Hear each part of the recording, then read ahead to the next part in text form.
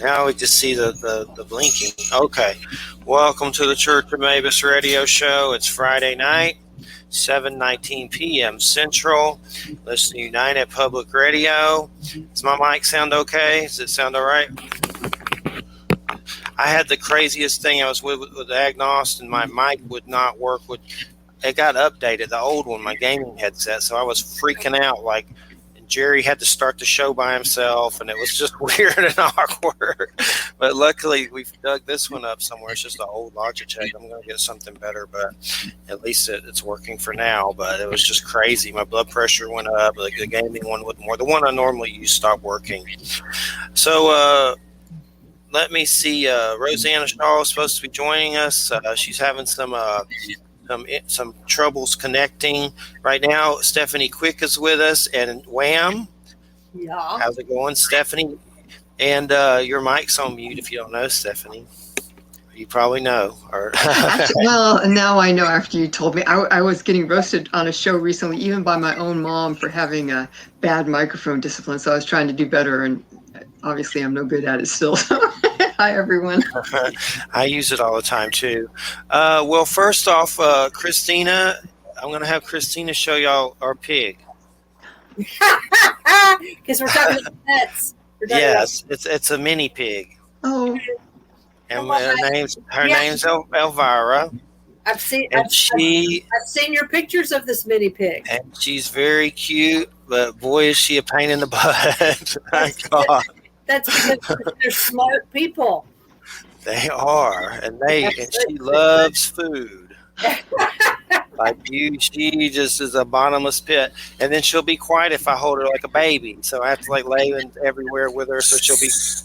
Oh gosh, look at her, how cute! Nice. Oh my gosh, she's so tiny.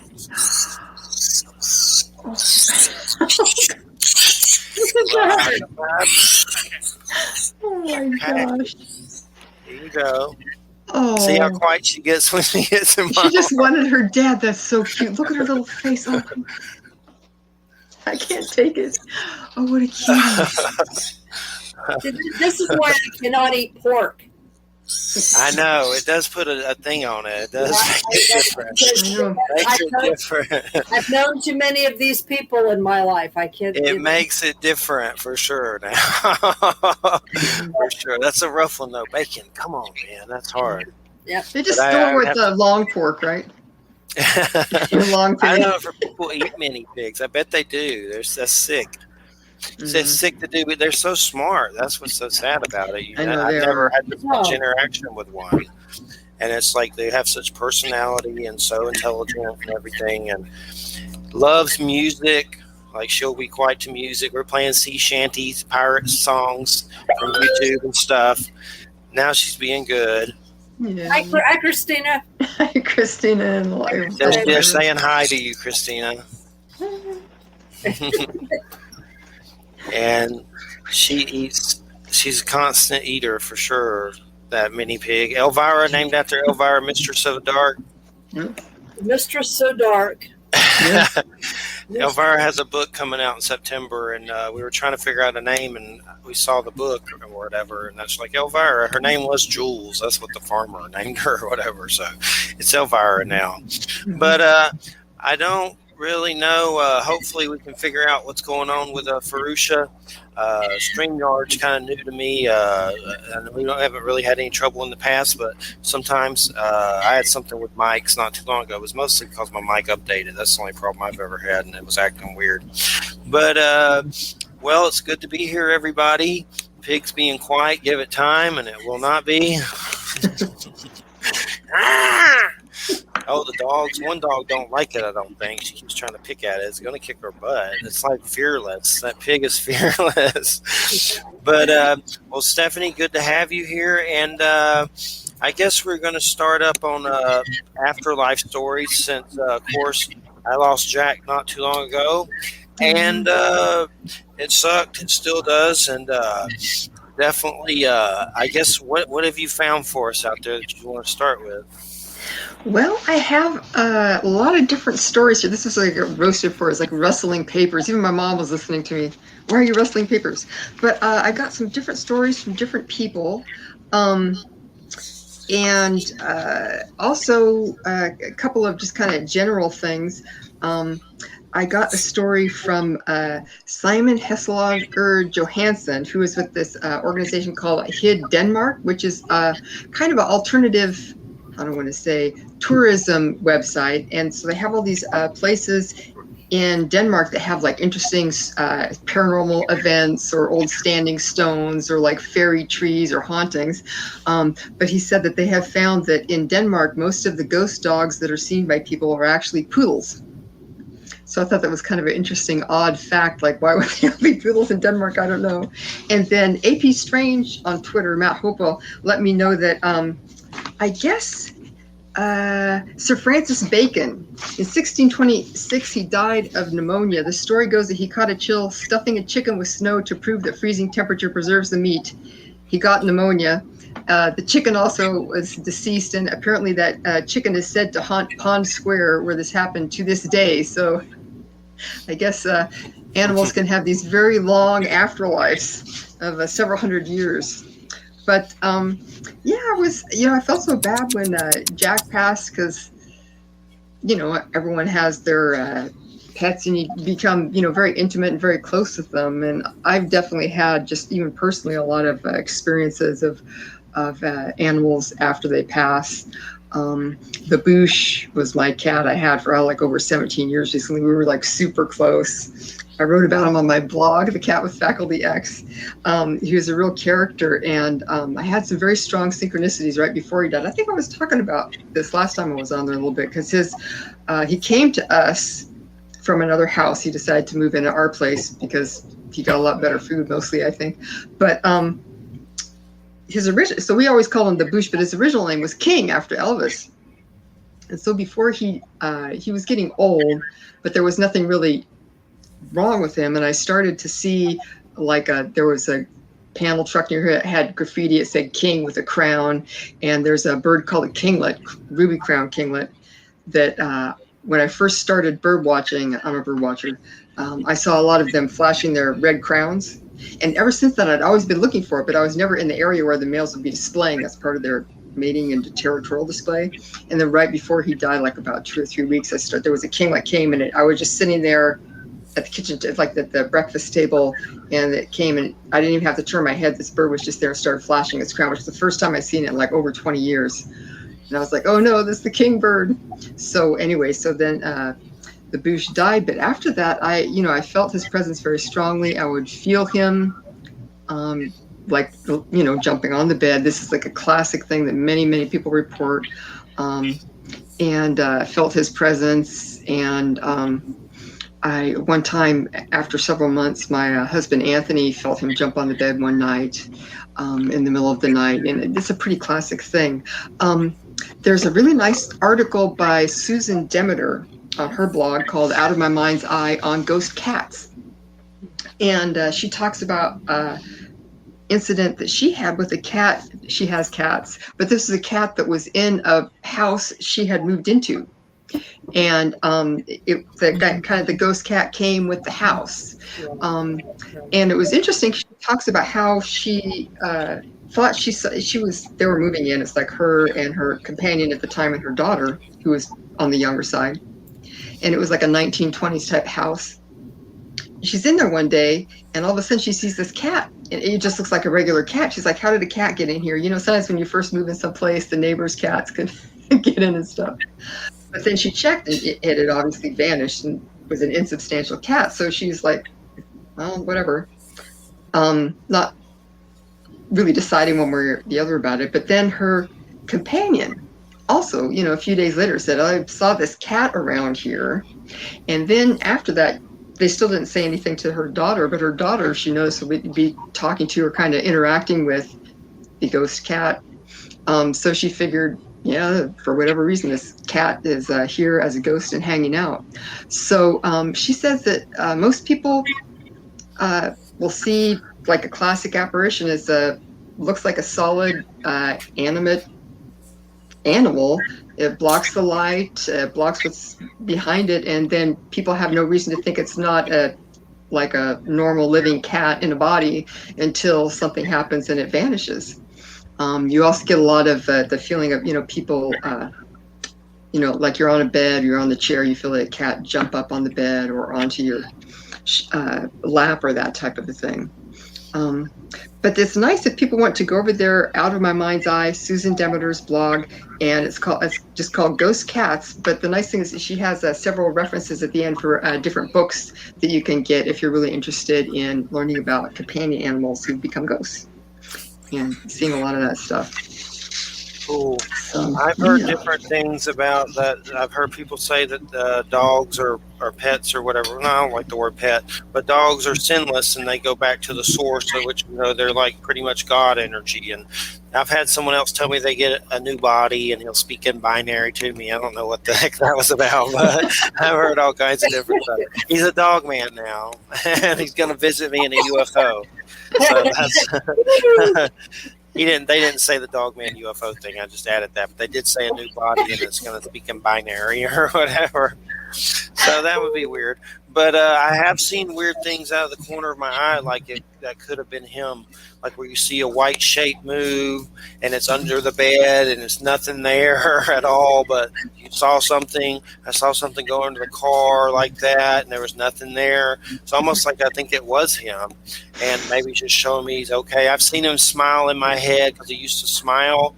And sometimes when I've been sad about him, I'll see him or think of him, and then I'll think of him smiling. Like it's kind of like I don't know, telepathic or just weird, like an image in my head of him smiling. So I've had that happen a lot. It's just, the Rainbow Bridge. I've heard that story. That there's some other story that I saw, some native thing on a meme that when you die, all the animals will meet you on this bridge, and they decide if you get to cross over. That was kind of interesting, sure. That's from Persia. That's a Zoroastrian thing, and it's not all the in original Zoroastrianism. It isn't all the animals; it's a dog, very specifically, because dogs are sacred in Zoroastrianism. They can see spirits. So there's this thing called the Chinbat Bridge, and when you die, you cross this bridge. And you're met by a dog, and if you pass the dog, then you're met by 3 aspects of your spirit. And if you pass all of those, then you go to whatever is beyond that. Cool. So I know that the particular one I saw said native something, but I know they share different things, but it was something on Facebook, so I don't know if it's, what's true and what on Facebook, but that sounds kind of like it for sure. Similar stories.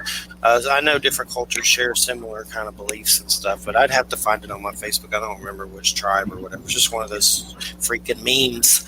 Those memes, the memeage. But I'll have to look up the Zoroastrian one for sure. That sounds cool too. If Jack's in charge of the bridge, then I'm in. Yeah. Well, if you want to, there's this. Remember when we did the interview with Stephen Flowers? Yes. He has a book called Original Magic, in which he provides sort of an overview of Zoroastrian religion and beliefs, and he talks about this in that book. So you might want to get it. It's called Original Magic. It's actually a very good introduction to sort of practical Zoroastrianism, because you can't convert to Zoroastrianism anymore, but you can become a Mazdian, which is sort of like a non-Zoroastrian. But you need to have an introduction to it, and it's a very cool tradition because animals play a really important role in this tradition. There's like the god or the Spenta Vohumanu is like which means like the good mind. Is where we get the image of the angel Gabriel, the archangel Gabriel. He's like the guardian of all animals. And there's this whole sort of mythology about how the bull and the cow maintain the body and the soul of all animals. Animals are assumed to have souls. It's a great tradition. Here's that meme. It says in India, it doesn't say the tribe, and I don't know if it means native or like Indians, overseas or whatever. An Indian legend says when a human dies, there is a bridge that they must cross to enter into heaven. At the head of the bridge waits every animal that human encountered during their lifetime. The animals, based on what they know of this person, decide which humans may cross the bridge and which are turned away. That would be karma at its finest. It's one of those sun gazing memes, so I don't know where they got it from, but I saw it. Sun gazing, one of those hippie memes, hippie new age groups. But to respond to what Stephanie was saying, I lived in this haunted house. It was one of the last houses I lived in Kansas City, Missouri. And I lived in this haunted house. It had several other things going on in it, but one of the things it had in it was a ghost animal. And what made it really clear that there was a ghost animal is I had 2 cats at the time, and they would play with it. And I couldn't see it, but I noticed that they would like play like 2 cats with something, you know what I mean? Mm-hmm. And then all of a sudden it would like disappear for them. I couldn't see it, but they could see it. And then they would be really confused. But when I had my own bathroom in this apartment, and there were many, many times when I would always close the doors to keep my cats from coming in, because they were the kinds of cats that would do this manic thing, and when you were sleeping, they'd like run across your face and stuff and wake you up. You know, like one time my cats had a fight like on my face, and one of them punched me in the face and gave me like a black eye. I mean, seriously. So I kept them like shut out of the room. So one time I was in the bathroom and I was sitting on the toilet, and I felt this brushing up against my leg, just like a cat. Yep. Without even thinking, because I have cats. I reached down to pet it, and there was nothing there. And that happened several times. So I know that whatever it was a ghost cat. That is wild. That's classic, yeah. Christina had that happen in the kitchen after Jack died, and he always used to wait for food, for leftovers, and then she felt something on her leg. So it's weird. And then you wonder, do they go back and forth? Like, can they just like pop here and then go back to wherever? Or are they like here forever until you croak? And then you know, it's just weird. I started thinking about all that. Like, is there a portal he can go hang out with his dog friends and just reappear here or what? It's almost like he's a little dog alien now. And that was his real form or something. It's weird, but it's a lot to think about. This wasn't a cat I knew. It was a cat that was part of this house. I mean, this house, there were several different apparitions that appeared in this house, and including a number of humans. I never actually saw anything, but one of my roommates did, but I heard stuff. There was poltergeist activity that occurred in it and stuff, and so I heard stuff, but I didn't actually see anything. But the cat was part of it, so it came with the house. It wasn't one of my cats. I've had my own ghost experiences with Mr. Lou. Mr. Lou. The best cat in the house is what I called it, Mr. Lou. And he still pops in. He was a cat. He was only a cat in human. I mean, it was. How do I put this? He was more than a cat, but he was something else in cat form. That's what he was. Nice. He was some kind of an ascended soul. He had an amazing capacity, and he still pops in. He pops in not only to me, but he pops into several friends of mine. So he's a cat alien. He's a cat alien. It's strange how you get these like very strong impressions, because part of the thing that struck me about the Bush when he was alive, but then even much more so after he died, was that he had this very strong mission to increase communication and cooperation between cats and humanity. Which, I mean, when you think about it, if you have like dogs or cats, how did they get domesticated? Like, they started getting in good with humans because they got a cushier deal living with humans. So it makes sense that to some of them that this would kind of be their mission. But it was like so strange to have that kind of feeling about it. And then and to feel like he was really trying very strongly to communicate that idea to me, that I needed, just because he had died, that I needed to still work on furthering the communication and alliance between humans and cats. And I guess right now I'm doing that.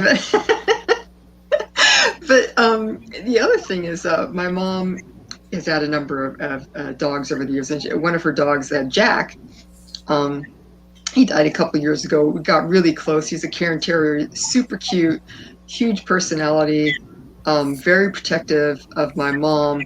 But he just had, I always said, if there's any dog that is going to be reincarnated as a human next life, I would feel like it was Jack, because I just feel like he had this real drive, this yearning to become human. And Robert Monroe, the out-of-body guy, Journeys Out of the Body, Yeah. he was really into animals and communication with animals, and furthering communication and cooperation between people and animals. He had a number of experiences involving his dog Steamboat, which I think is such a cute name for a dog. It was just like kind of this white fluffy dog. And he had one experience where he was kind of in like the waiting room for people that are going to get reincarnated, and most people seem very unaware of what's going on, and they're just kind of going for another ride on the roller coaster, as it were. And he's looking around, it's very chaotic, but he sees like this kind of small, very soft presence in a corner, and he goes and he's talking to this person, and he figures that it's like either a dog or a cat that is going to be reincarnated or incarnated as a human for the first time, and talking about how different their presence was in their spirit. At the same time, it's like this weird idea that you can have it doesn't have to be strictly, you're human, you stay human or whatever, that you can have these kind of evolutions of the soul coming into different bodies. But he also did a lot of work with training people to become psychopomps, right? Those who facilitate the journey between death, or the living or person, or the person who has died, and the underworld. Someone who can take you down there, get you where you need to go. And so he trained up a lot of people so you could astrally or travel out of the body to, you could go and check out, see if there's anyone kind of at a loose end, and then get that person to certain locations in the astral plane, or as he would call them, focuses, these kind of subtle locations. There's one called the Park, which is just kind of like a hub, this gorgeous area where anyone could go who has died, and then they'll find whoever they need to be with for their next stage of whatever they're going to do after they die. But so he trained up a lot of living people, humans in the body, to do this type of work using his audio technologies, meditations and stuff. But then they found that they accumulated certain people who were deceased who would help them in these projects. And one of the people that was deceased was a small white dog. People would be like trying to find someone who is dead and get them to move on, and this dog would show up to help. Be like barking like Lassie, saying, "Come over here," or whatever. So it's interesting, and I think that there is, through many cultures throughout the world, there's always this association of dogs with the underworld and guarding the underworld. So Yeah. Yeah. Yeah, very much. That's very interesting. I've been doing a lot of work with. I don't know why I'm embarrassed to say this, but I've been doing a lot of work with some goddess figures. And one of the interesting things about them, and they're all connected to Venus in one way or another. And one of the interesting things about them is how they are connected to different animals. So like Aphrodite is connected to dolphins and to, sea creatures. And one of the goddesses is Sekhmet. She's more than just a Venus goddess. She's a lot of other things, but of course she's connected to the lioness, and in a very specific kind of lioness.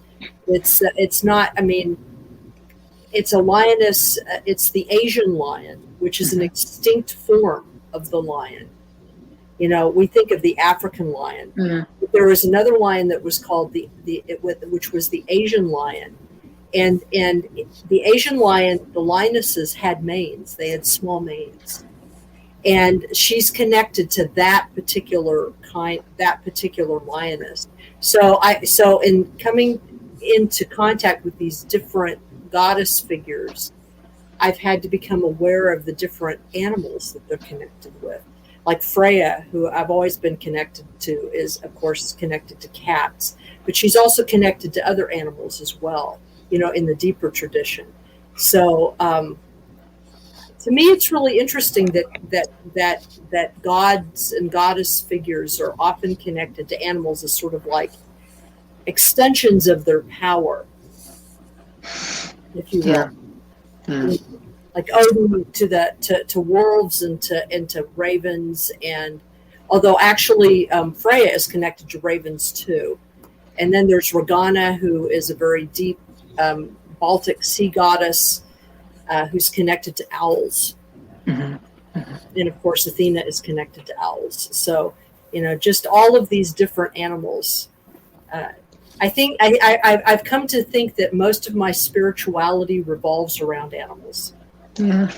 Even more than God forms or God or goddesses, but animals. Yeah. As sort of like expressions of these powers. It's really interesting. I find it fascinating. Jeffrey, is Freya the same as Freyja? Like, is that the same person? Because I know the Freyja, which is probably the same person, but I know she has a battle boar connection. I read that recently about she had a boar. But is that the same thing that you're talking about? Freyja? Well, yeah. I mean, she's connected to the Vanir, the Vanadis, which is one of the, I guess you would say, one of the families of gods in the Scandinavian pantheon, and she is connected to the boar. But what that connects her to her brother Freyr, who is more connected to the boar than she is. But her own personal if you what is it? What is the word? Kind of like her familiar, if you will, is a cat. Is the European wildcat. There's a native European wildcat that's smaller than our bobcat. Yeah. And it still exists in certain parts of Europe and in Scotland, and it's and that's sort of her native cat. But she's also connected to swans and to certain other birds of prey. But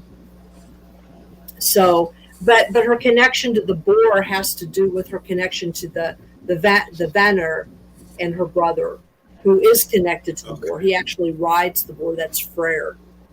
Cool. And this is part of like an older. When we think of Scandinavian or Germanic mythology, we think of Odin and Thor and all those dudes from the Marvel universe. But according to the oldest traditions, the original gods of the Germanic Scandinavian people were not Odin and Thor. They were the Vanir, and that was Freyr and Freya and a series of other deities that are connected specifically to the earth, and they all have very particular animal connections.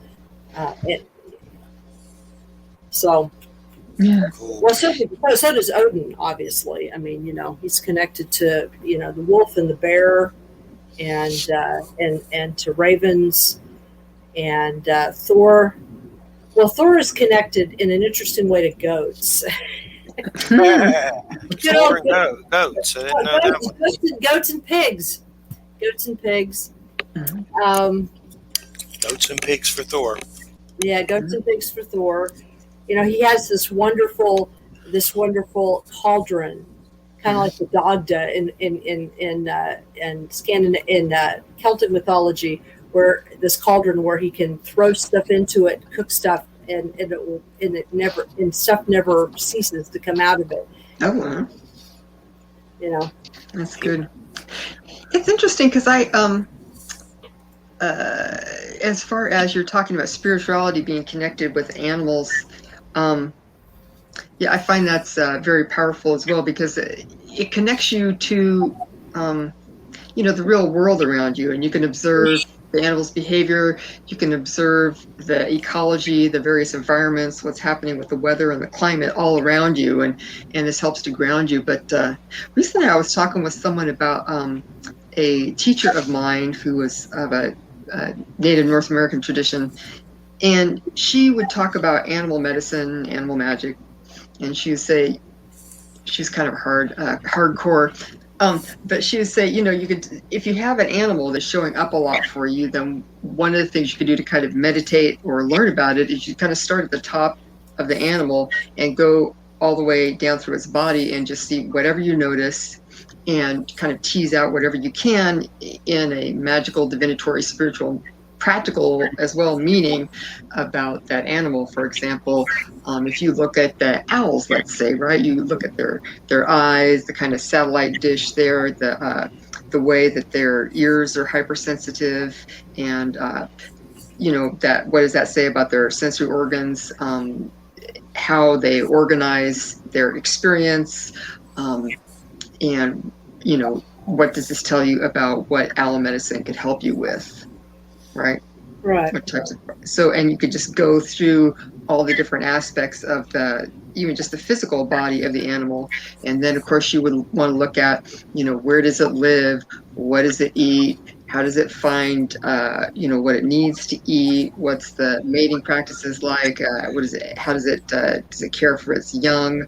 How does that go on? I mean, there's just all these things that you can do to learn about these animals. But then if you look at it from the spiritual angle or the metaphysical angle as well, you can get a lot of insight, and it can be very interesting if you're trying to develop your skills at divination as well, I found. So, Right.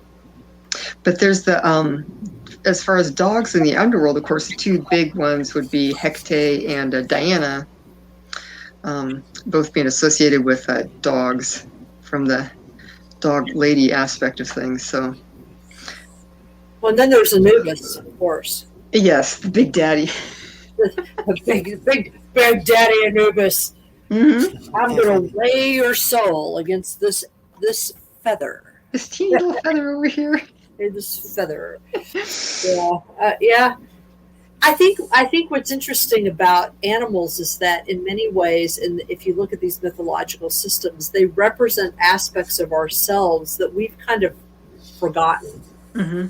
We've kind of neglected.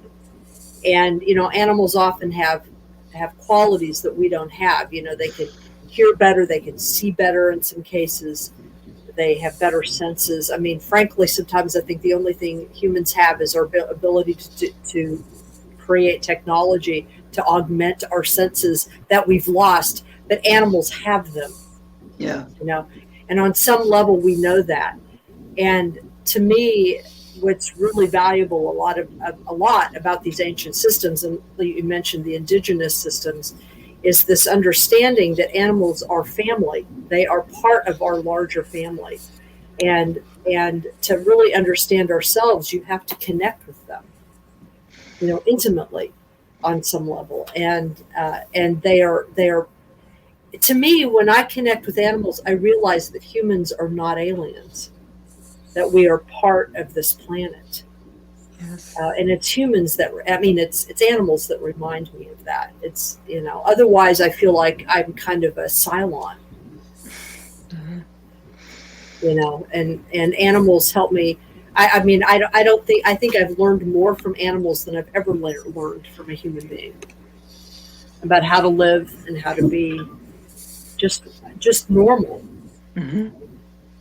No, I think, animals, they always say it, but they're very grounded. I don't know how many people have had, just myself, women that are close to me that have had chronic illness or pain, that type of thing.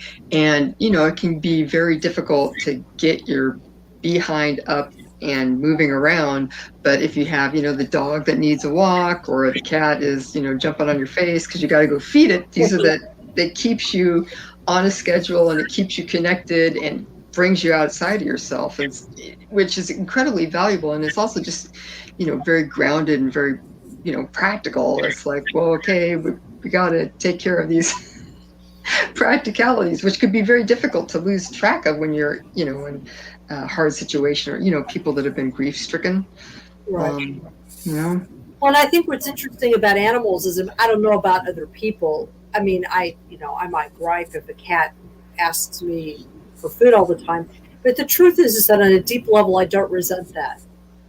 If a human being was doing that, I would resent it. But for some reason, I don't resent a cat or a dog asking me that. Yeah. I think we love them in a different way than we love. Yeah. And it's because they love us in a different way. Yep. Than other humans love us. I don't know.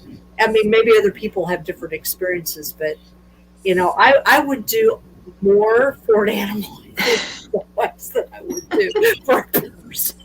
Or I'd put up with more, I guess, is probably a better way of putting it. I don't know. It's probably really rude, but I think a lot of people have that type of thing because there's just something very, they're very largely in the moment, and they're much more honest with you than a lot of people can be, and much more just kind of more free with letting you know what's in their heart, for good or ill.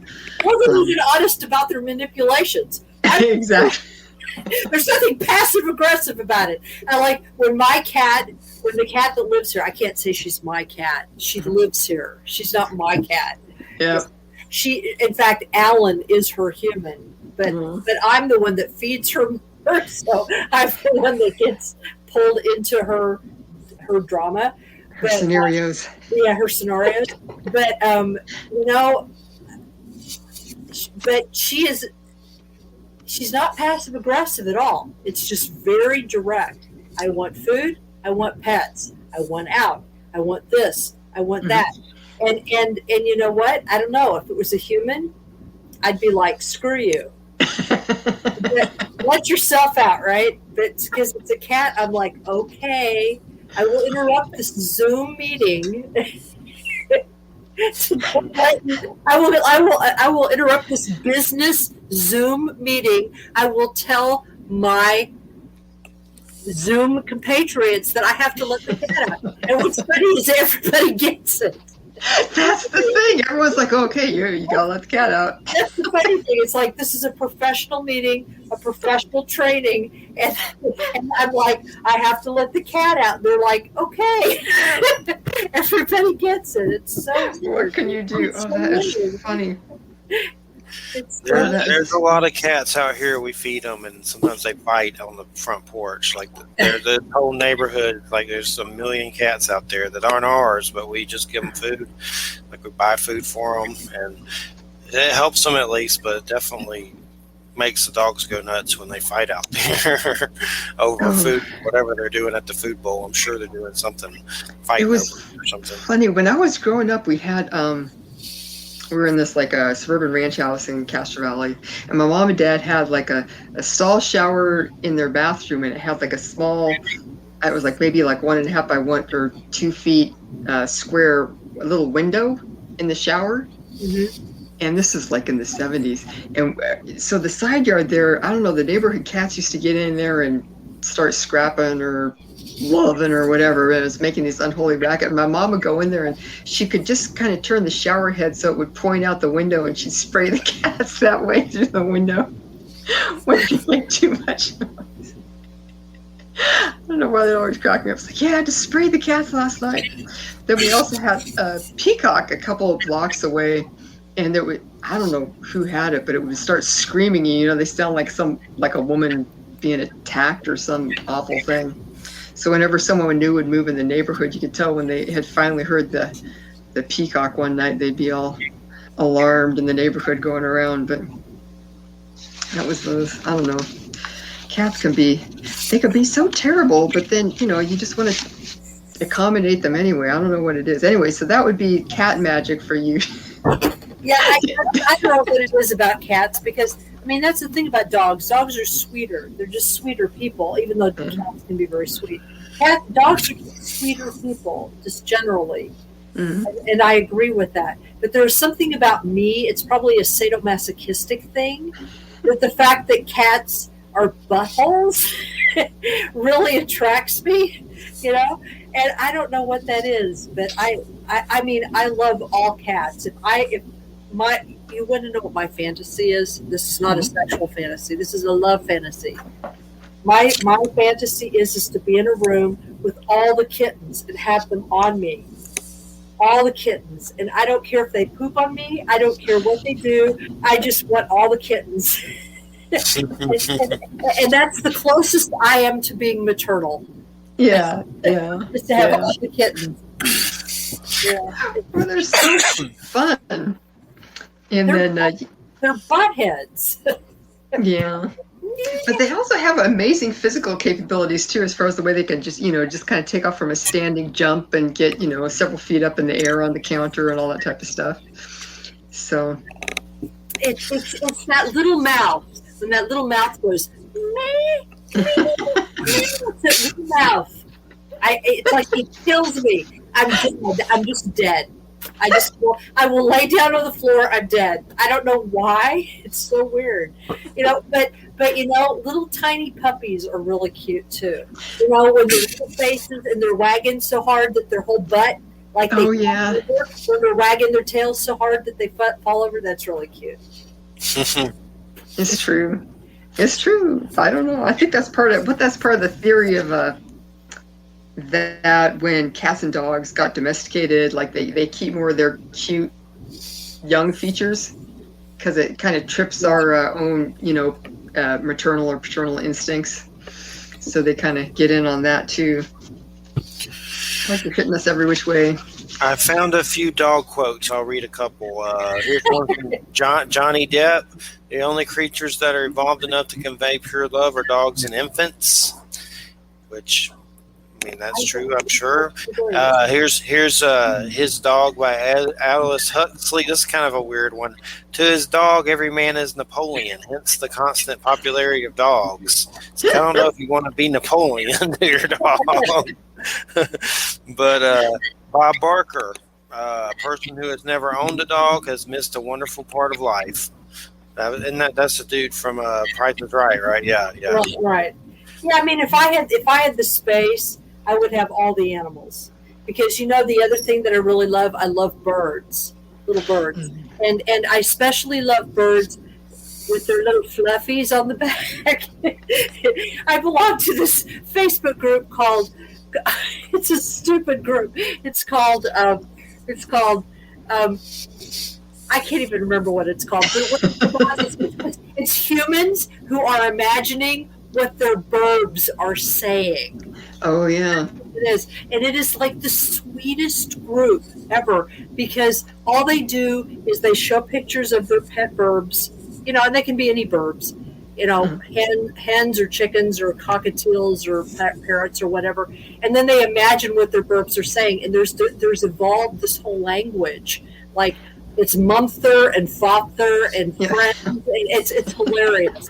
It's hilarious, But the best thing is the burbs themselves. Their little feet are called peats, and then the little puffy things on the top of their legs are called fluffies. and they take videos of their birds just being birds, and their birds are so funny, because if anybody's ever had like a cockatiel or a parrot or a budgie or anything like that, they know that these birds are just precious, and they're very social. And they I've known birds. I've never had one, but I had a friend who had a bird. She would get on your hand and she'd hop up to your shoulder, and she liked my hair, Yep. So she'd get in my hair like this, and then she'd hop on my head, and then she'd get down in my glasses, and she'd just kiss me all over. And I just loved her. Her name was like Twitch or something. It was hilarious. And she could have cracked on my head, and it would be fun. It would have been fine. That is funny.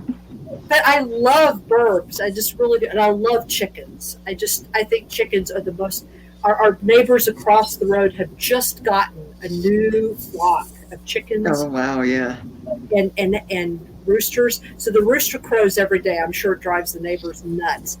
But this morning, all the chickens were out, and they were all over the place, and they were just doing their whole kind of.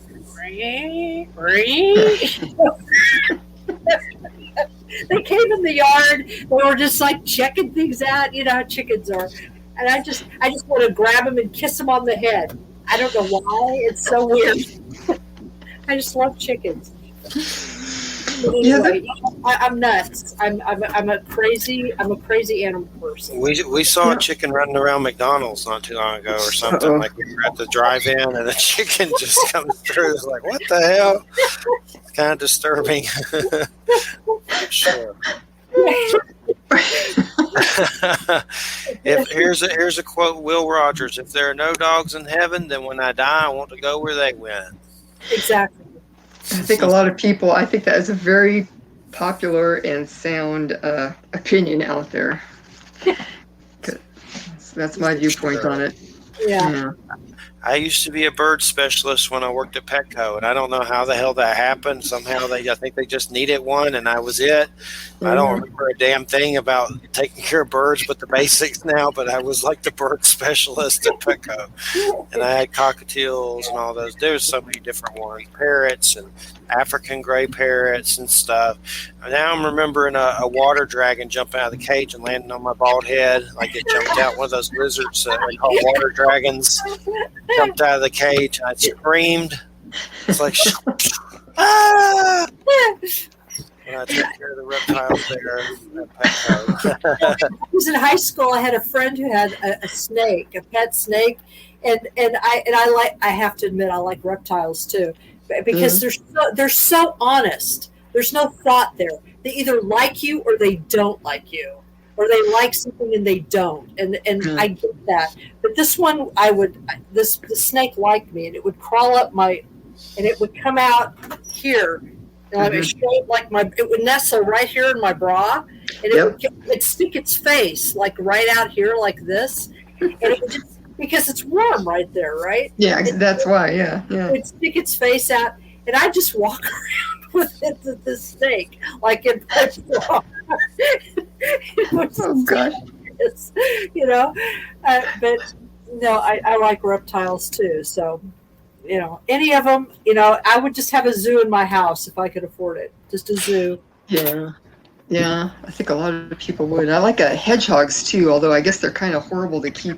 I mean, it's because I guess they're insectivores and they're nocturnal and they get cranky and they don't really want you bothering them or looking at them or holding them unless you really have one with a good disposition and you make a lot of effort towards making it comfortable around you.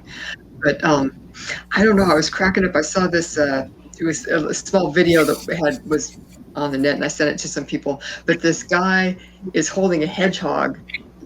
I don't know, like in Australia or something. Anyway, not that matters. He's holding this hedgehog, and he's kind of puts it up next to his face, and the hedgehog just like bites the living heck out of his hand, like really bad. And it's so funny because they have that long snout, and it's just like really like twists on there. But I was like, all respect to this guy, because I was thinking, oh gosh, would he drop it, which would be very dangerous for the hedgehog? But no, he just kept holding it very gently and walked away. But I'd love to have one because I love it. Like you say, it's just something about them that's like so straightforward. And I guess they like to exercise at night on their wheels. They have like a hamster wheel, but it's a hedgehog wheel. And I guess it's disgusting because they start exercising, so I guess their digestive system goes to the start. They poop and it's raising they eat all these bugs, so it's not even like rabbit poop, which is kind of okay. It's just like this like rancid bug poop all sprayed all over the place. And they get it on their feet. So this isn't very spiritual. But then people are like, they love their hedgehogs, and they're like, well, you just got to take care of them, even though they have all these special requirements. You got to bathe them every day and stuff. A dung beetle. A pet dung beetle. That'd be pretty interesting. I was looking, I'm just kind of off the subject a little, but I already 6 Killer Clark's books because I was just seeing if she had anything new come out, and she doesn't. But I saw this just now; it just kind of shocked me. Encounters with Star People: Untold Stories of American Indians on Amazon. The paperback is $280 now. The hardcover is $890 now. What the hell? You have that book? I know I have it somewhere. No, I do, but that means that people are reselling it. That's what they're reselling it for that. But yeah, she published a book back in I guess it was the early summer of 2019. I have that one. I have it. I was Yeah, just shocked you can't buy it for this book, the Encounters Restore People, just for a normal price anymore. It's crazy. I guess not. It's I guess nuts. not. I didn't even know there was a hardcover, but just the paperback's $2.79. I have that at my mom's. Need to dig that one out and make sure it's okay for sure. Yeah, exactly. That's nuts. That's very nuts. So, Stephanie, what's been going on paranormal wise? What have you come across anything interesting? Any stories or anything you've been working on? Or? Well, well, I do have one more report that I think is a little bit long, but it's pretty interesting because it kind of has a lot of unusual aspects as far as survival and purpose and possible reincarnation. So I don't know if you want to hear that for another ghost cat angle. Yeah, sure, absolutely. Yeah, I thought this one was pretty interesting. It's from Barbara A. Fisher. She hosts the 6 Degrees of John Keel podcast, which is excellent. But she talks about they had adopted a very young cat, just kind of maybe a little bit of an advanced kitten stage. And this was like in the mid 1990s, and they named her Eleanor. And this cat right away had a big bond with her husband, Zach. Kind of reached out and grabbed him and ran up on his shoulders like right away. I think even before they were brought Eleanor home. And yeah, and she, would just kind of like to, how they sometimes they'll kind of perch kind of around your neck on your shoulders like that. I guess she liked to do that with him all the time. So they really loved this cat, but it turned out that after a few months she started to get sickly, and she had something called fatty liver syndrome, which back then I guess they could not treat. Nowadays they can. So basically it was a thing where the cat was just kind of slowly not able to take on nutrition, so kind of starving. So it came to be her time, and she said that the morning dawned and we took her to the vet for her last ride.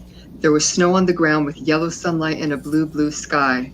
She was a pure white cat with one yellow eye and one blue one, with a smudge of a spot on her forehead where the third eye was, like a sooty fingerprint. So they had to let her go, but there was this kind of beautiful sign of the day looking just like she did with her two eyes.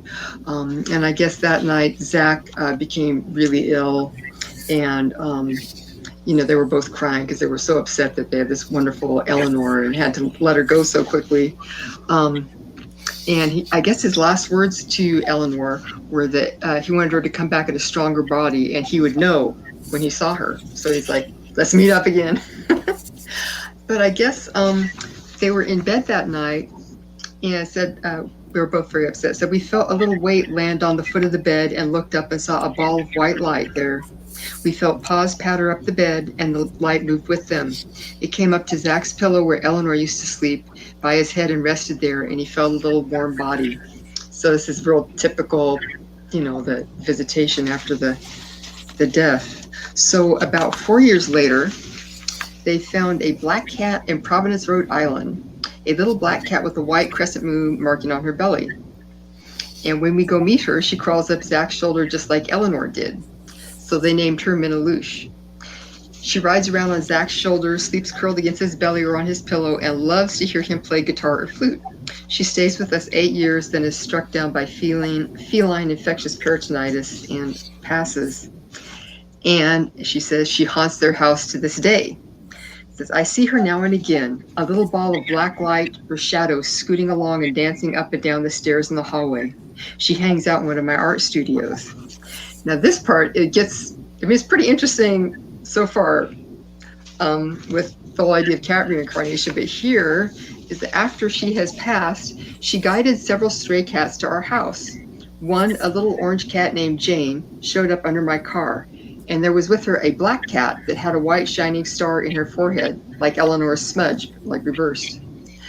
But that cat disappeared in front of my eyes after I coaxed Jane into the house. Yep. She also guided Gigi, our little male black cat who came as a feral kitten to our house with no sign of siblings or mother, a tiny kitten, just newly able to eat solids. So she has, noise? I don't know. Did you just hear a man talk like weird? I thought it was you. Yeah. No, it wasn't. It wasn't me. I just heard something weird myself. I have no idea what It was that like, was. it wasn't me. It was no one here. I don't know. Is that Joe? It was like Joe's not here. it was like we were connecting with some kind of weird porn thing. And it was like, I was like, what in the world was that, bro? That wasn't me. I heard it though. It's terrible because oh my gosh. Well, anyway, so that the porn thing may be a little fast forward to what's been happening with me paranormally. But I wanted to say I thought that but first, I thought that was such a great story about how this reincarnation of the cat, ghost cat, and then also this cat is, you'll see these kind of memes come up sometimes where people will talk about it, where you have animals like dogs or cats, and they'll, like, if they find a stray dog or cat, they'll bring them over so that people can take care of them. And I thought that was just kind of a really cool kind of through line there with this one animal spirit, and all these various ideas about that. So, but that's Barbara Fisher, and I appreciate her writing up that story because it has a lot to say about, like you're saying, where do they go and how do we meet up with them and what do they do? So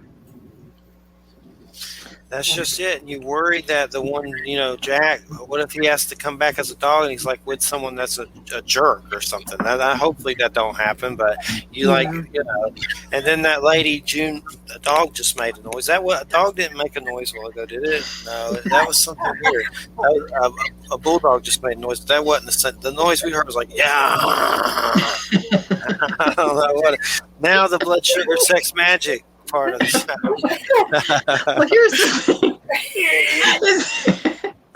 I don't know why. Starting, I don't know, probably about the beginning part of this month, maybe a little before, as far as I can tell, I have been beset with getting a lot of people sending me Bigfoot erotica, Bigfoot erotic memorabilia, sliding into my DMs with a picture of a Bigfoot in an aroused, a male Bigfoot in an aroused state. I know there's a lady that writes those kind of male or female in an aroused state. Male. I know there's a lady that makes money off those erotica Bigfoot books. She used to. I don't know if she sells them anymore, but I can't even say the title was COME for Bigfoot, so I'll just say that.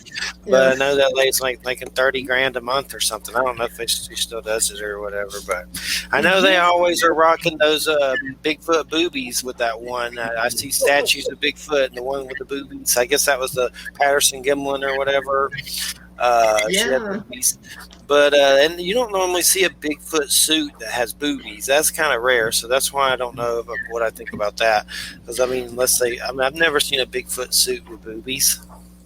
Yeah, I got. Well, this is like the type of stuff that's been showing up in my DMs. Is Alex Bolin of John and Alex Hate Stuff sent me a DM of there is. I don't even know how to describe this. It's like a large metal sculpture of a kind of aggravated looking Bigfoot, but it has like two slides coming out of it. Like if you would go up inside the Bigfoot and then come out into these two slides, like kiddie slides. But the slides are coming out of the Bigfoot where the nipples would be. It's for kids. Bigfoot slide nipples. What? Is it like a playground for children? Where's that at? I don't know. It's just something flying around all of a sudden. Well, and the funny thing is too is that my husband, Anthony, he doesn't like any of this paranormal stuff. He's always ribbing me about it. He's not a Bigfoot person. He ended up buying a book last weekend at a bookstore, and it's just about missing people, right? And people that are missing in the wilderness and that whole thing. And he's like, oh, look on the back. It says it has something by the world's foremost Bigfoot researcher. I'm like, what? You bought a book that had something to do about Bigfoot? Was very unusual. Was it Missing 411? They were talking about how, it was talking about how David Paulides had been somewhat involved in this one missing persons case. It's called The Cold Vanish by a guy named Hillman, I think, or Billman, rather. Case in 2017, I think, up in the Pacific Northwest. Yeah. But then Anthony went and got his hair cut today, and he came home, and I guess his hairstylist, for some reason, was telling him about how his family was back in Nebraska in a cornfield. I don't know if they were hunting or what, but they're in this cornfield, and they look out and they see a Bigfoot is in this cornfield, and it looks at them and then just like starts walking away, and this whole family was like completely freaking out because it was they saw Bigfoot in a cornfield, and then they freaked out. And then Bigfoot saw them. Bigfoot sighting in a cornfield. Yes. So it's like been all this huge big. I mean, partly it's just ridiculous stuff, but I had no idea that there was quite so many depictions of a Bigfoot's erotic side, let's say, out there. I've heard stuff about. I've heard one particular story about a Bigfoot and a horse. I won't repeat it. But a long time ago, I forget who that was. But well, this is my problem because I, this is kind of like all this sexy Sasquatch stuff, and in a few weeks, I'm going to be heading up to a remote cabin in the heart of Bigfoot country, and I really don't want to have any encounters. I'm thinking, I don't know. Yeah. I don't like where this is headed. They're a rogue Bigfoot that I think might eat you. I don't think they all do that, but I think there may be a few out there that take some of those people. I don't know for sure. Nobody does, I guess. But I know David a long time ago. I've interviewed him many times, and I have a lot of his books. And recently, I looked at the site. I was like, I can't keep up with all these damn books. There's a bunch I don't have. I'm like, forget it. I ain't buying them. There's too many. But I have a bunch. But one time we were writing these written questions, and I asked about on Examiner a long time ago, and I asked about Bigfoot, and then he wrote me privately, Jeffrey, I can't answer that. I can't bring that up to the people, the families, and he wouldn't answer it, and I had to admit it and stuff. So he seemed to allude that he thought maybe that was a possibility. He couldn't tell the families or whatever. And that's not to say all Bigfoots do stuff to people like that. I don't want to be genocidal flavors about Bigfoot, but there's like with any race or people, there's probably bad apples or whatever. I've heard stories from Kewaunee saying there was a rogue Bigfoot that hurt people and they put it in a cave and made it drink antifreeze or something weird to kill it, like the tribe did. Who knows if that stuff's true? I don't know, but I know there's that weird Bigfoot story about the dude that got kidnapped, sort of, and he got away or something. That's an oldie. Yeah, Alfred Ostman. Yes. Yeah, there's I want to say, the one that I got the picture of the male Bigfoot and all his glory is actually kind of a Pakistani Sasquatch legend, and again, the whole idea is that these Sasquatches, or whatever they're called over there, are on the lookout for humans that they can abduct for mating purposes. And then someone had sent me, actually, speaking of erotica, old R. Crumb comic that involves a suburban white man named White Man who is kidnapped by a family of Sasquatches because they have a young lady who needs a husband. And it goes pretty much as you would expect an R. Crumb comic on that way to go. Look that up. That sounds like something from Mr. Crumb. You know what I mean? Oh, yeah. I was cracking up. But anyway, there seems to always be this idea. Oh, and then the other thing that cracked me up was I was on Reddit, and I was on like the science subreddit or something. I was not. If anyone's listening, I've had lupus this last year, and some days I don't have energy to do anything, so I'm dinking around on Reddit looking at stupid stuff to distract myself. And suddenly I get like way down in these comments, and these people are talking about finding porn in the woods. And this one guy says, I think that there is that when you have porn in the woods, it's left there by the porn fairy, who I think is like a species of cryptid similar to Bigfoot. And this other person is like, I like to think of Bigfoot out there helping the porn fairy distribute porn in the woods for kids. I was dying. Because I was just like, because everyone likes to talk about the paranormal aspects of Bigfoot and how they're kind of similar to the fairy and everything. I'm like, well, here we have the connection. It's the porn in the woods that's bringing them together. I guess we're segueing into sex magic now, right? Well, of course, I guess so. Sasquatch, of course, is a world renowned for their abilities in sex magic, of course. Yeah. So yeah. I remember weird places like that in the woods when I was a kid, and they were creepy, like weird. Yeah. Across that stuff. It's like Scary. It's like there was some weird story where in Georgia, me and kids hung out at. You drove through, and it's supposed to have been haunted by Satanists, but they said waterheads lived there, and I'd always look for waterheads. But I hope that's not a derogatory term towards anyone, but that's what they said, and I never saw one, so I don't know exactly what they meant by that. But maybe like mutant deliverance stuff, I don't know, but that's what they called them. I never saw one. Waterhead? Is that what you said? Waterheads. Yes. Do you know what they meant by that? Because I've never even heard that term. Not really. I'm gonna have to. I'm gonna. I thought it meant like a bulbous, like a person with a bulbous head, like a person with a bulbous head, hydrocephalic, like a melon head, like a melon head, like for those people from Star Trek. Okay. Oh, I see. Okay. It's a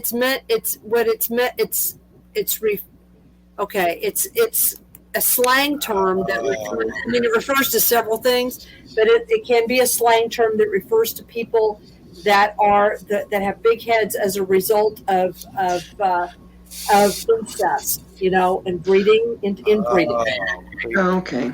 In the Urban Dictionary, it says original slang for someone who's hydrocephalic. Does that mean big head or whatever? Which has now come to refer to a severe idiot or retarded individual. So it's not very nice either. So yeah. But I remember that in high school. Well, that's weird because that's kind of like a recurring kind of urban or suburban legend is that there was like the mad scientist doctor who was in charge of the mental hospital and then created these melon heads, like all these hydrocephalic types that's like are living in these weird areas. There's a road here in Napa called the Partridge Road. It has a cemetery on there, Partridge Cemetery, like a kind of an old, smaller cemetery. But it has that same legend where you're supposed to have these kind of melon heads or hydrocephalic people out there, and also something called the rebobs, which are like these bat-winged monkeys. That you mean like from monkeys. The Wizard of Oz? Well, exactly. Yeah, you can see how it's kind of like these kind of that sort of thing. Yeah, these kind of two urban legends that kind of latched onto one another and stuff. But the interesting thing is actually down that road and in a couple of the cemeteries in that along that area, that side of the valley, there are a number of people that have seen like spook lights. So it's kind of like the weird urban legend thing, which is pretty obviously, just a kind of stuff that's been picked up from other places. And but then you have these reports of these lights too. So I think that the actual real phenomenon tends to kind of keep the corny urban legends going, maybe. Yeah, bat-winged monkeys and deliverance people. Yeah. That Aggie Nos guy said, I was telling him some of my UFO stuff. He thinks I should get hypnotized, though. It creeps me out because I have to be very trustworthy of whoever hypnotized me. But there have been some UFO stuff with me that makes you wonder if more happened that I just don't know. Or maybe it didn't. I don't really know. But I've had some weird ones at treetop level, and it makes you wonder, did they do more? And I don't just remember it. Like there is one that I've talked about, this big, when I was in Florida. I'm still in Florida, but I was in Lynn Haven walking down the road, and I may have had a Siberian Husky with me at that time. But this big orange, rusty ball floated over the treetops, and I swear there was nothing connected to it. It wasn't like something carrying it. It wasn't like, it was just an orange, crazy looking, rusty, weird ball floating through the sky. And I swear it looked like it weighed tons and tons and tons, like it could have been in water. It came out. I think it was a UFO. I just wonder what was in it. But then you start wondering, well, did they do something to me that I don't remember? And you don't really know. But I don't know if I trust hypnotism. I don't know how I feel about it, really. I know there's all kinds of weird stories with Emma Woods and stuff that makes you not trust it more, but I don't know if I would trust. I don't even know if I could be hypnotized. I guess anyone can. I don't know. I think it depends. Different people have different kind of talents or capabilities for how hypnotizable they are. So some people are very easily hypnotizable and go into deep trance. But then, other people, it just really doesn't kind of work. So a lot of it has to do with that. And then, like you're saying, you want someone that you can trust who's not going to be asking you a bunch of leading questions or, trying to get you freaked out or, trying to impose their own scenarios on you. And like you say, it's different because you're going to be in a state of consciousness that you're naive to, right?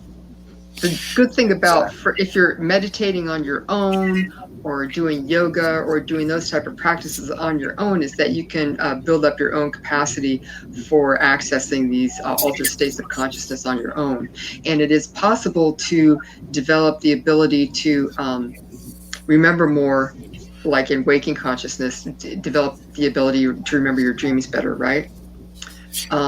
Yes. And so these type of things can help you on your own to kind of, if there is something there, to help it emerge more naturally and more, with less worry about it being influenced by what other people are doing about your process. I think it's like a slower process, but I found over the years, I've never seen a UFO. I did have a missing time encounter with a gnome, and I have no idea what happened then. But for whatever reason, it doesn't bother me.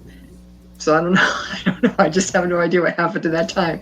But I can understand how it would bother people.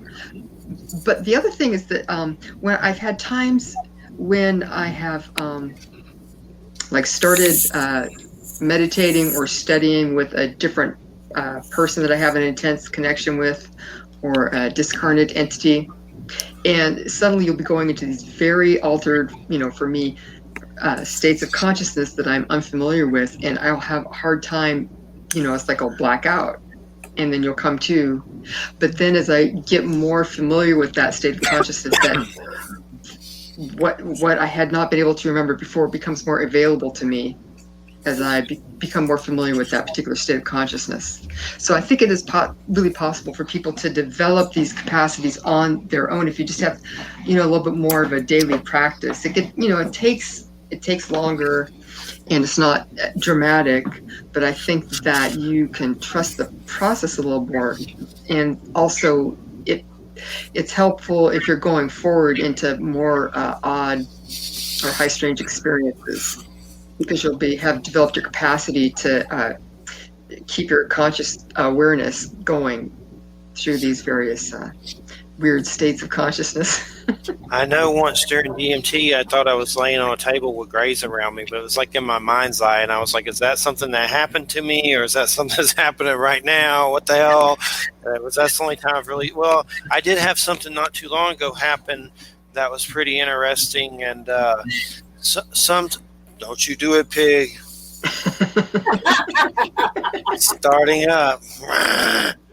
But anyway, it's that thing, man, it's annoying but sweet, annoyingly sweet.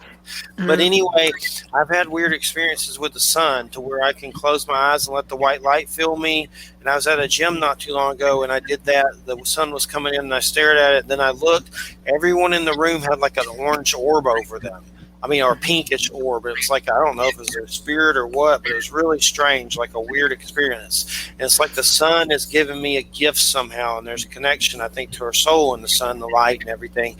But anyway, I was looking at the skylight, let the white light fill my body, And then I looked through the house, and I looked into the grandmother's room, who's going through hospice right now, who's 90, 91, and I saw a tall, slender being that looked like a gray, but it was like energy. It was like an astral projection, and it moved, and it was like surprised that it saw me, and it was like somehow the sun showed it to me, just the way the light. It was almost like you'd see a sunspot from a camera flash, but it was shaped like a tall, weird being. I don't know what it was, but it was weird, and I don't know if it was there that something parasitical or helping or whatever. But that was one of my weirder experiences. But it was definitely weird. It was like you could see the head and the eyes, and it was kind of like, but it was kind of like a hologram, but pink, like the way you would see from when you look at the sun and then look different and you see weird energy and stuff. It could just be effects, but it seemed like there was something to it. Christina said she saw it over the bed once and thought it was trying to get me or energy or something weird.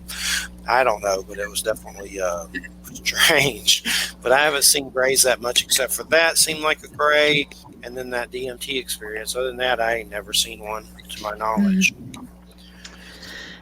It's weird you talk about seeing things in your mind's eye, and like, are they astral, are they physical, or what? Because I was on this the Rigorous Intuition Forum for a number of years, and there was a guy named Joe Hilshoit, who was Australian, and I wish that I had kept this someplace, because that forum is just like huge. I have no idea how I could find this, but he spoke about and this is, I don't know, like maybe the better part of 15 years ago, an experience that he had. He had been at home in bed. It was at night. He was asleep, and if I recall correctly, he was woken up, and he felt like there was a kind of a presence that was up in the corner of the room that was inimical to him, and that was trying to get his soul out of his body.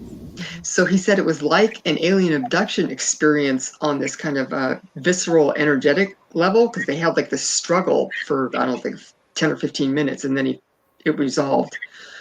And he was not abducted. But it's like the whole idea that you could be like abducted. That was the first time I encountered that idea that you could be like, have like an alien abduction or some type of abduction like that, but it would be on like the soul or the astral level, Right. as opposed to just, people getting grabbed physically. There's also a lady, Lucretia Hart, who writes the blog at Spiral's End, I think, and she's had a number of experiences with aliens and weird incarnate beings. What's interesting to me is that she's a practicing esotericist, and she's very familiar with being able to astrally project, being able to travel out of the body, various trance and meditative states.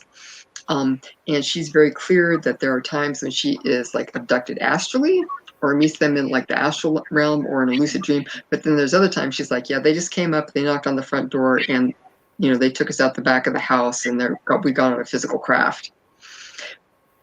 Which is interesting to me that she draws that distinction, because she is so familiar with these other states of consciousness and ways of interacting with other beings, astrally or in lucid dreaming, trance states, and all this type of stuff. So I don't know.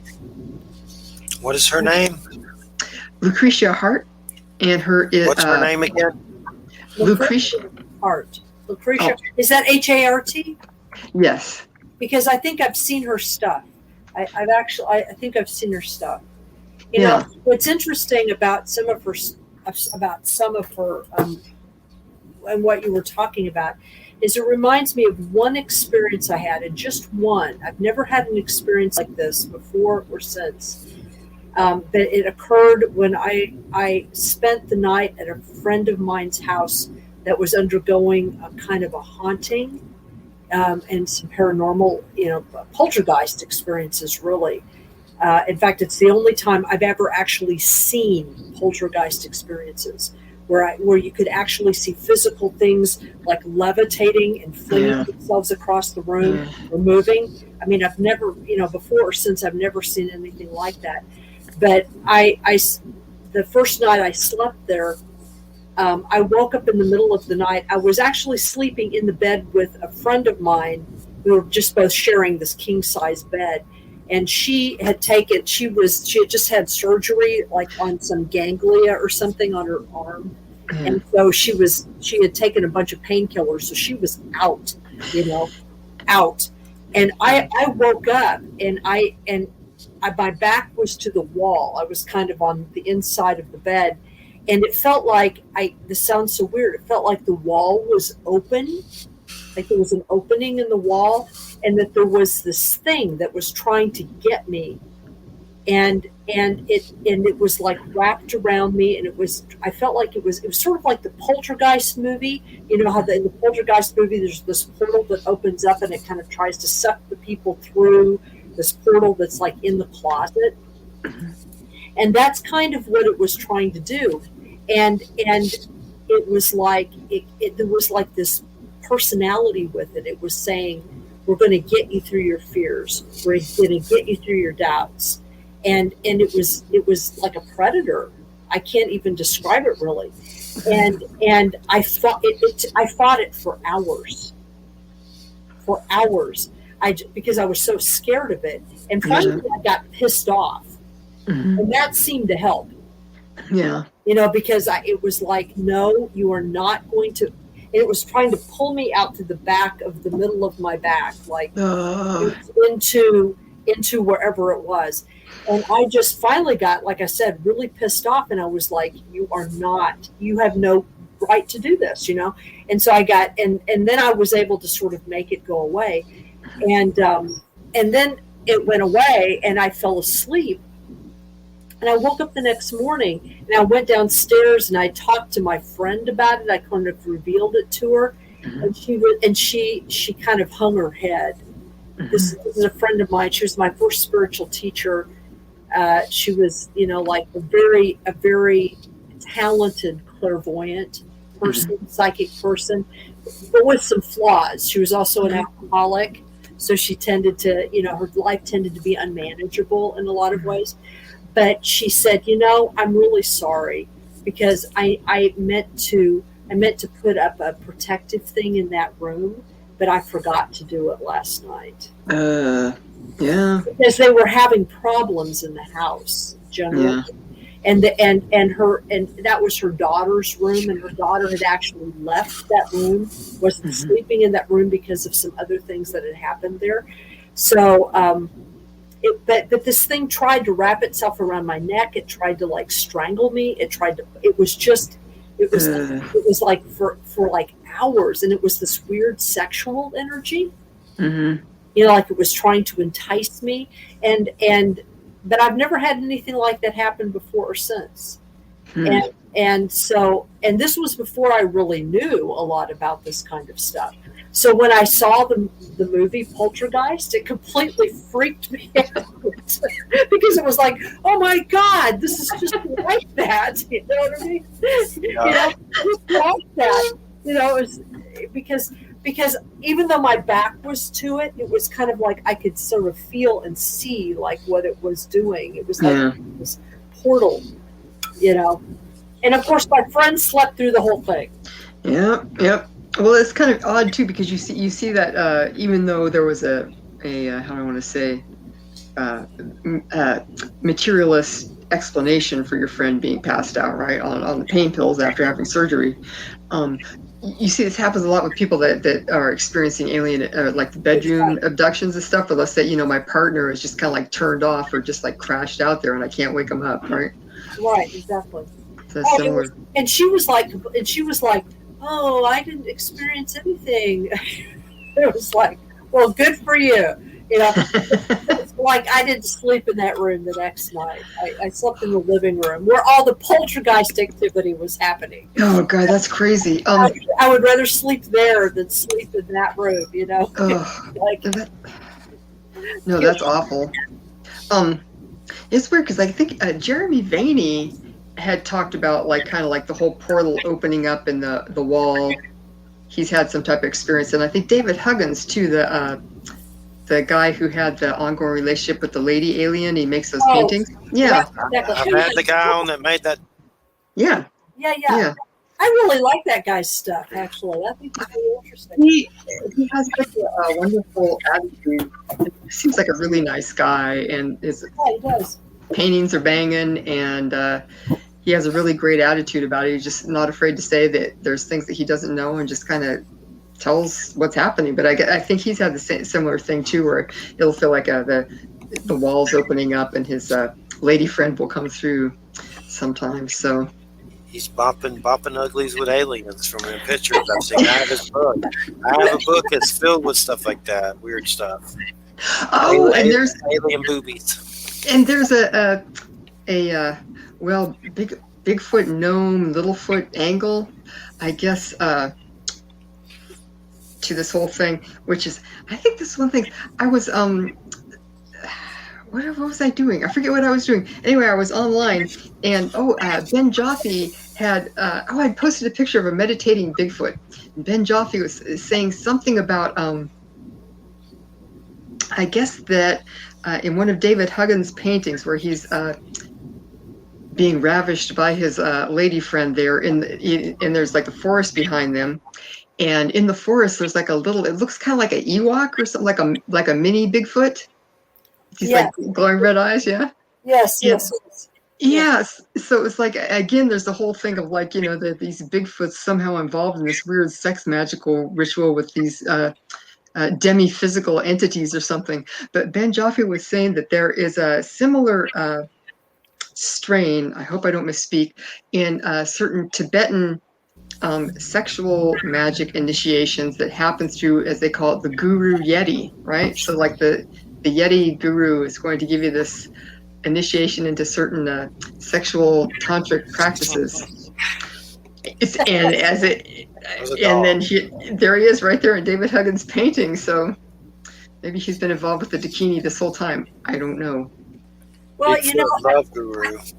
my experience with like discarnate sex. I mean, you're more of an expert of it. Oh my God. Than I am, because you've studied it. I mean, you've like studied the background of it. I haven't studied the background of it. Chicka bow wow, chicka bow wow. But I've had some experiences. I mean, I have and my experiences have told me that there's a lot of sex going on. Well, I mean, when you think about it, I mean, how many billions of people are there in the world, right? Well, I can't remember who wrote the story. I want to say that it's Harlan Ellison, but I don't know for sure who wrote the story. But he wrote that somebody, it was either Ellison, it was either Harlan Ellison, maybe Heinlein. Maybe Heinlein wrote this. I don't know. But it's a short story about how there are a bunch of people in the world that become aware of the fact that there are lots of people that are having sex with each other on another plane, and all of the sex is illicit. It's like with your mother, with your brother, with your neighbor, and it's like, but there's only so many people that are aware of this. It's like a secret initiation into it. Yeah. So these people that are aware of it, they begin to try to form it and control it. You know what I mean? In various ways. But the truth is that it's sort of like an examination of secret desires, is what it really is. So that there are lots of secret desires that people have that they don't really want to.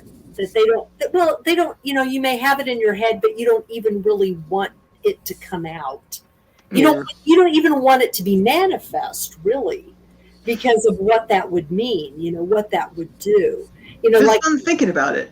Yeah. I mean, it's like, it's the idea that we all have these fantasies, but in fact, we really wouldn't want them to happen.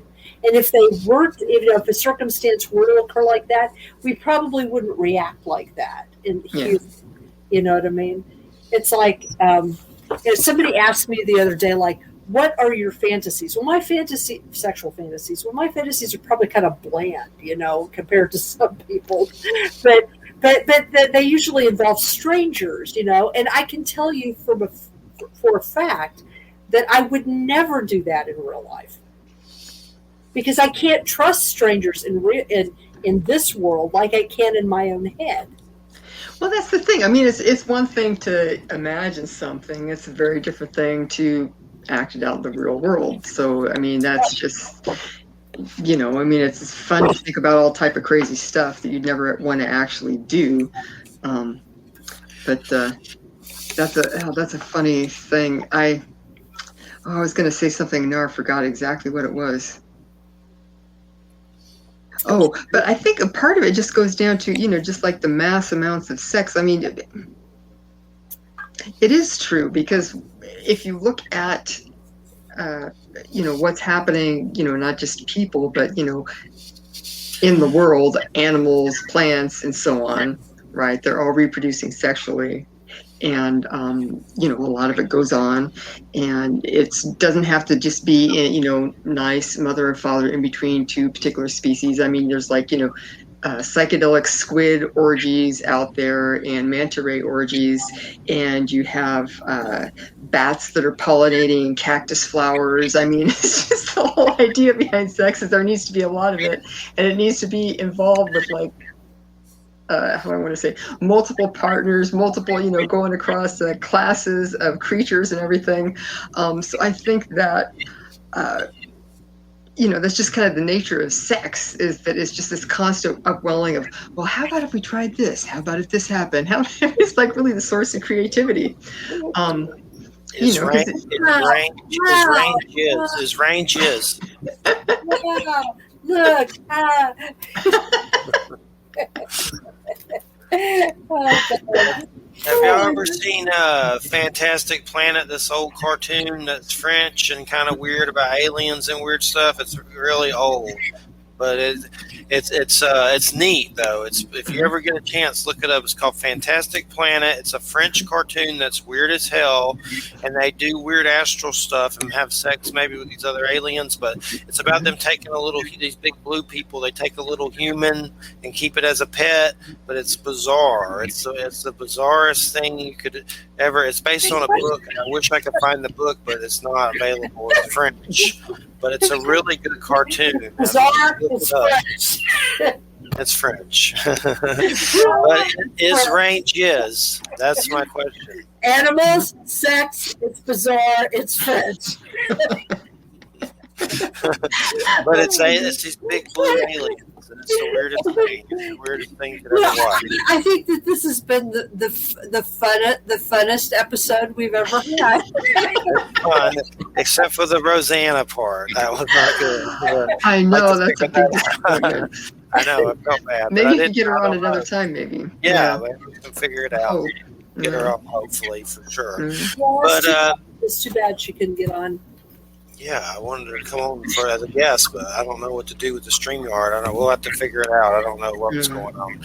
Something weird. StreamYard's pretty good. It doesn't mess up that often, but it messed up with me last week. But that was really my fault. It was a mic update weird issue, so it's rare. But hopefully, maybe we can figure it out. Maybe something just with our settings on Windows, or something like that. Here's Return of the Pig again. How long do we have? 4 minutes. Do you have anything you want to plug, Stephanie? Any sites or anything? Oh, she's so cute. Oh, God. Is it a she or a he? She. Look at that face. Oh, my God. That snoot right there. Look at that snoot on that face. It looks like a hippo. I'm taking some screen prints to show my mom. She loves a little pig. Oh, God, what a cutie. Oh, I'm glad you're kissing her. Nice kisses. Oh, you're famous now, pig. Famous. Hi. She has a little heart on her nose. Oh, God, she's flaring her nostrils. She's looking at the camera. That's so great. I hope this is a mini pig doesn't get 1,000 pounds. You have to be very careful how you feed these things, or you'll have a giant pig in your house. There you go. So does she go in a box? What does she do? What do they do? There's like this gate that's for dogs, like a fence you put up, and there's like blankets, a litter box, and a little box for her to hang out. She loves to just run around. She'll just go fast. Like, you're like, my God. Oh, yeah, when she gets bigger, I don't know what the hell we're gonna do, but hopefully she's trying to be careful of your food. The thing was $100 on the side of the road from this farmer, but she's a mini pig because she looks very little compared to a big. I've seen regular pigs and she's little, but I know she's gonna get bigger, but hopefully not too much bigger. I know she'll stay get on her good side. like a large dog, like a large dog. She likes kisses. Oh, look at that. That's a cute. Elvira. Oh. Elvira, my heart's on fire. Gosh, she's so teeny. Oh my God. Oh. I keep trying to look around the edge of your screen there so I can see her better. Because obviously I know how this works. She is a cuteness. Sometimes I call her honey baked ham. That's not good. No, that's very naughty. No eating baby pigs. I would. That would be sad. There's the thought that someone would do that. Sad. It makes me sad for all pigs. Yeah. I have to give up bacon. Well, see, whenever the only animals that I've ever been able to eat after I've met them are lambs and chickens. and for some reason, I don't know why, but I'm able to still eat them. It's very strange. Octopuses, once I met an octopus, I couldn't eat another one. Yeah. I don't know what chickens are horrible. They'll kill each other and cannibalize each other and just bully each other. They could be really, really nasty. So I think some people, well, I know my husband, Anthony, we always felt terrible about eating chickens until my mom had some chickens and they were just awful to each other. He's like, they're basically reptiles. Yep, They're with slightly feathers. smarter reptiles is what they are. Yeah. So after that, he's like, forget it. I'm eating chicken. I don't care anymore. I don't do Chick-fil-A. They don't have it here, but they have a Burger King chicken sandwich. It's really good. So, well, I don't do fast food chicken, but I will go to the store and get good chicken and eat that chicken. Yeah. All right, everybody. We got a minute left. Next week is Eric Grimsman, Nostradamus situation.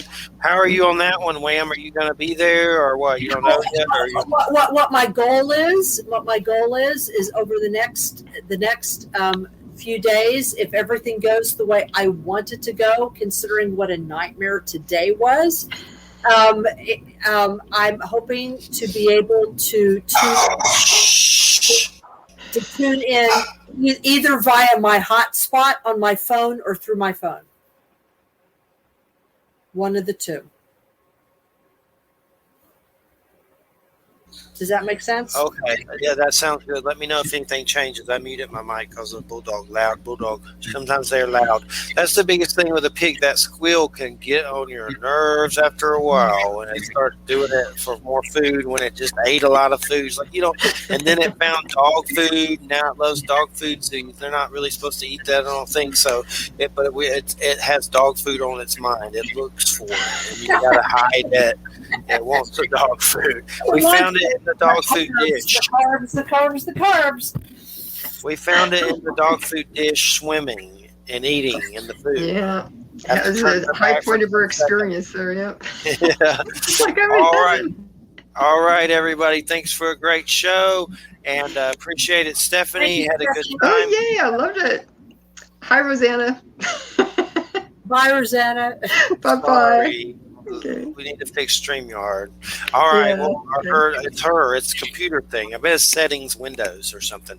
All right, everybody. Have a good weekend. Good night, everybody. All right, everybody. It's time to vote. Get out there and nominate your favorite podcasts. The People's Choice Podcast Awards voting is up on the 31st of July. So go to podcastawards.com to nominate the following shows. Writers and Illustrators of the Future podcast in the categories of education and also storyteller drama. The Centralist in the category of politics and news. That's with show host Joe Montaldo. Science and Beyond in the category of science and medicine. Also with show host Joe Montaldo. The Outer Realm in the category of society culture with show hosts Michelle DeRoche and Amelia Pisano. And the Pittsburgh Paranormal Chasing Prophecy in the category of religion and spirituality. There's another category that opened up for us recently, the People's Choice, so please select for this category as well. Go to podcastawards.com to vote for these 5 shows and any others you enjoy listening to. That's podcastawards.com. And remember, voting ends July 31st, so go ahead and get your votes in.